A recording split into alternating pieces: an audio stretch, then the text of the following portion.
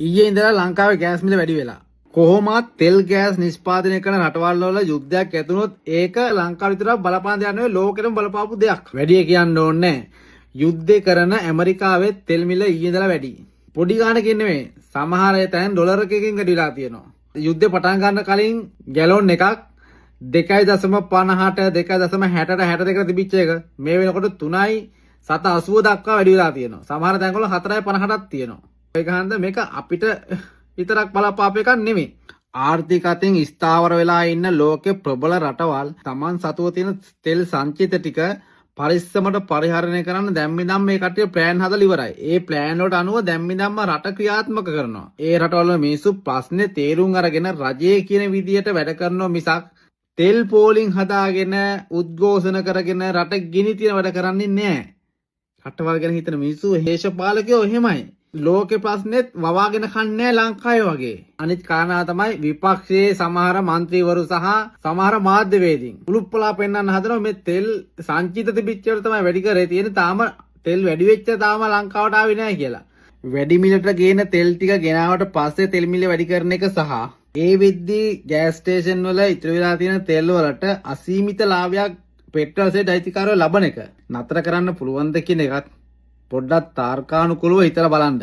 අනිත් දෙක ලැජ්ජාවට කාරණාව කියන්නේ විපක්ෂේ ඔය හඬ නගන්නේ සජිත් ප්‍රේමදාසගේ කට්ටිය සහ නාමල්ගේ කට්ටිය. මේ දෙන්න කවුද? හිටපු ජනාධිපතිවරුන්ගේ පුතාලා.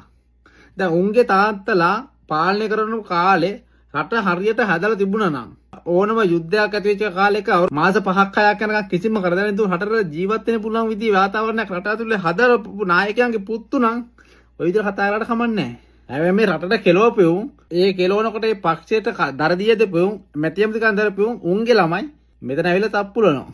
සාධාරණ නෑ නේ.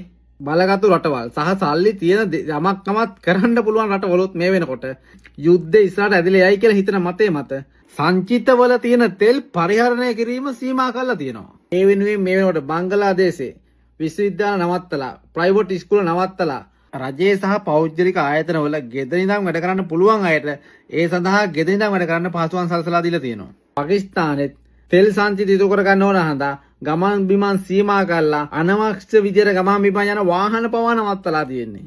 හරිනම් ශ්‍රී ලංකාව තෙල් මිල වැඩි කළා විතරක් හරියන්නේ නැහැ. තව ඉස්සරහට යුද්ධය ඇදලා ගියොත් ඒකෙන් අපිට තියෙන බලපෑම අවම කරගන්න නම් අවස් 30කට තියෙන සංචිත ටික දවස් 60කටවත් ගෙනියන්න පුළුවන් විදිහේ ප්ලෑන් එකකට අපි යන්න ඕනේ. නැත්තම් අපි අමාරු වෙටෙනවා. දෙවන ලෝක යුද්ධයෙන් පස්සේ අපිට පස්සේ තමයි ජපානයේ නිදහස ලැබුණේ. ඒ නිදහස ලැබපු ජපානයේ මේ වෙනකොට දවස් 200කට තෙල් ස්ටොක් කරගන්න පුළුවන් සංචිත තියෙනවා. රටවල් ගැන හිතපු නායකයෝ බිහිවෙච්ච රටවල් අවුරුදු ගාණක් ඉස්සරහට හිතලා තමයි ඒ රටේ සංවර්ධන කටයුතු කරලා තියෙන්නේ. ඒක නිසා ඒ රටවල් දියුණු වුණා. ඒක නිසා ඕනම ප්‍රශ්නයකට උරොත්තු දෙන්න පුළුවන් රටවල් හැදුවයි මිනිස්සු.